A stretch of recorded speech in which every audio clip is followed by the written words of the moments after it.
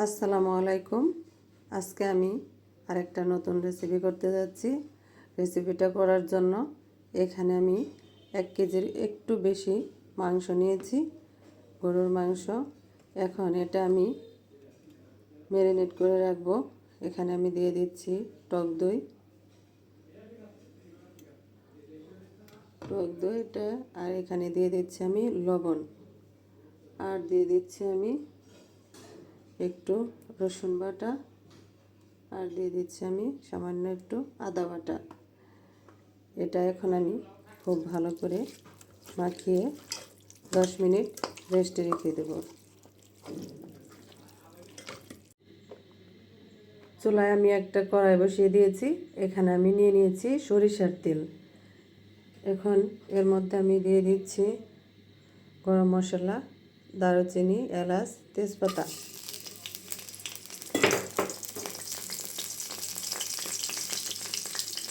সরিষার তেলটা আমি ব্যবহার করছি।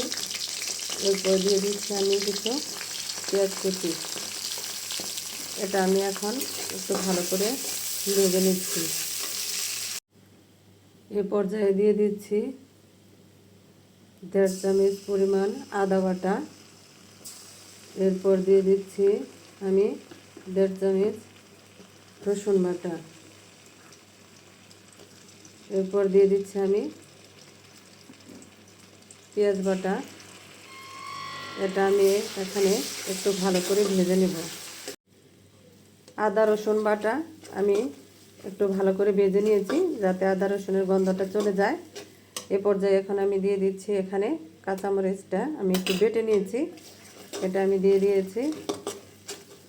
এটা একটু হালকা ভেজে এখন আমি দিয়ে দিচ্ছি সেই ম্যারিনেট করে রাখা গরুর মাংসটা। এটা মাংসটা একটু তেলের সাথে এবার একটু ভেজে নিব। এখন দিয়ে দিচ্ছি এখানে জিরা বাটা, দিয়ে দিচ্ছি বাদাম বাটা। এরপর দিয়ে দিচ্ছি আমি রাঁধুনি বিরিয়ানির মশলাটা। এরপর দিয়ে দিচ্ছি একটু জিরা বাটা, জিরার গুঁড়া, জিরার গুঁড়া।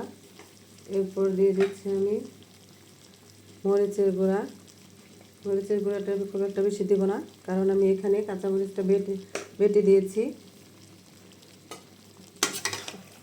এর পর্যায়ে এখানে আমি দিয়ে দিচ্ছি 1 চামচের মতো টক দই। এটা আমি নেড়ে চেড়ে খুব ভালো করে এখন কষিয়ে নেব। এরপর দিয়ে দিচ্ছি আমি কয়েকটা লং গোলমরিচ। এখন দিয়ে দিচ্ছি আমি পেঁয়াজ বেরেস্তাটা আমি অন্য একটা ফ্রাই প্যানের মধ্যে করে নিয়েছি। এখন দিয়ে দিচ্ছি আমি লবণ। এর মধ্যে দিয়ে দিচ্ছি আমি একটু লেবুর রস, 1 টেবিল চামচ পরিমাণ মতো হবে। লেবুর রসটা আমি দিয়ে দিয়েছি। এখন আমি ঢাকনা দিয়ে ঢেকে দেবো, খুব ভালো করে কষিয়ে নেব। এই তো মাংসটা কষানো হচ্ছে। হ্যাঁ, মাংসটা কষিয়ে নিচ্ছি আমি।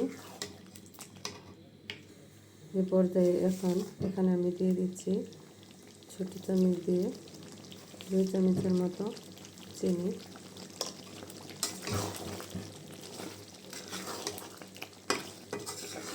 আরেকটু কষানো হবে। এবার আমি ঢেকে দেব কষানোর জন্য। আজকে বিরিয়ানিটা করার জন্য আমি এখানে 4 পট বাসমতি চাল নিয়ে নিয়েছি। এটা এখন আমি ধুয়ে এখানে আমি 40 মিনিট পানিতে ভিজিয়ে রাখবো। এ পর্যায়ে আমি মাংসটা সিদ্ধ হওয়ার জন্য এখানে আমি দিয়ে দিচ্ছি 2 কাপের মতো গরম পানি।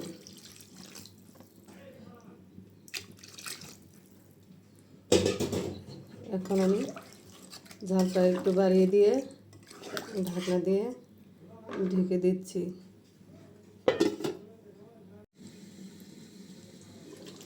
এ পর্যায়ে মাংসটা হয়ে গেছে, অনেক ভালোভাবে সিদ্ধ হয়ে গেছে, তেলটা উপরে ভেসে আসছে। এখন আমি মাংসটা নামিয়ে পরবর্তী স্টেপে চলে যাচ্ছি। এটা আমি এখন নামিয়ে রাখবো।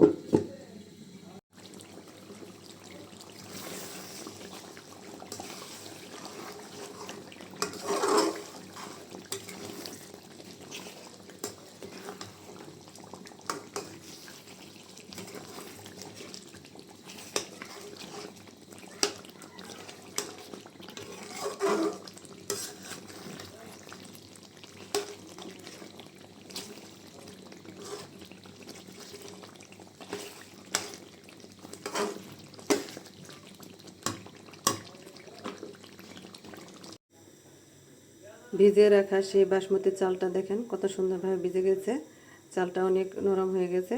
এবার আমি চালটা ঝরিয়ে নিচ্ছি। চুলায় আমি একটা হাঁড়ি বসিয়ে দিয়েছি। এখন এখানে আমি দিয়ে দিচ্ছি 2 টেবিল চামচ পরিমাণ, ভর্তি ভর্তি করে 2 টেবিল চামচ পরিমাণ ঘি।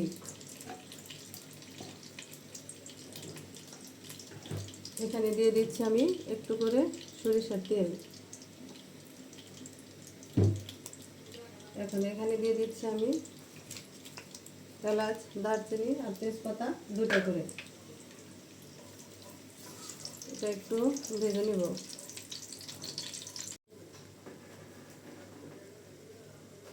দিয়ে দিচ্ছি আমি ঝরিয়ে রাখা বাসমতি চালটা।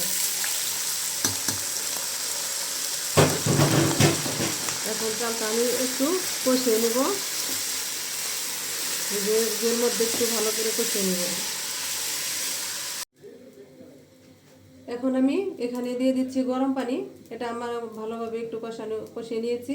এখন এখানে গরম পানি দিয়ে দিচ্ছি। এখানে আমি 4 পট চাল নিয়েছি, 4 পটের মধ্যে আমি 7.5 পট পানি দেব, কারণ এখানে আমি আধা পট আমি দুধ দিয়ে দেব।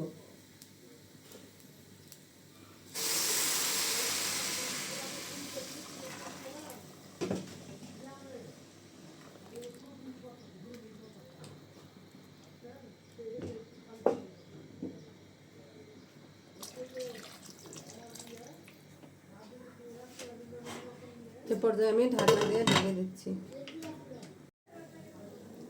এখন আমি এখানে লবণটা দিয়ে দিচ্ছি স্বাদ মতো।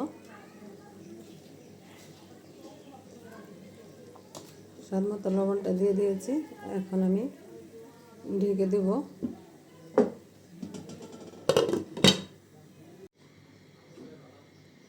এ পর্যায়ে আমি এখন এখানে দিয়ে দিচ্ছি আমি সেই রান্না করে রাখা মাংসটা, পুরোটা এখানে দিয়ে দিচ্ছি আমি।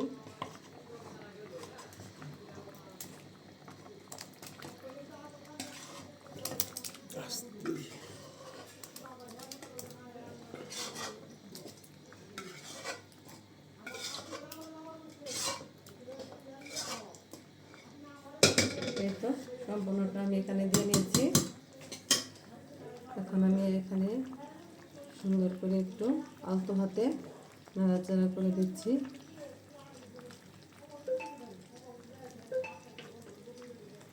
এ পর্যায়ে আমি এখন ঢাকা দিয়ে ঢেকে দেব।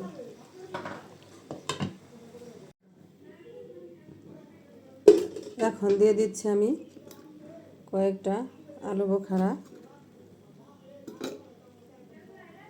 এরপর দিয়ে দিচ্ছি আমি কিছু কিশমিশ।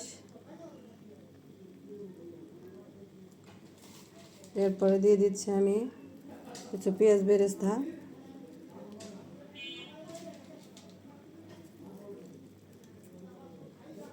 এরপর দিয়ে দিচ্ছি আমি কয়েকটা কাঁচামরিচ। এখানে আমি দিয়ে দিচ্ছি আর একটু ঘি।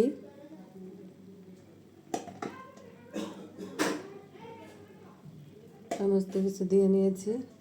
এখন আমি ঢেকে দিচ্ছি। এ পর্যায়ে বিরিয়ানিটা হয়ে গেছে। এখন আমি এটা নামিয়ে নিচ্ছি।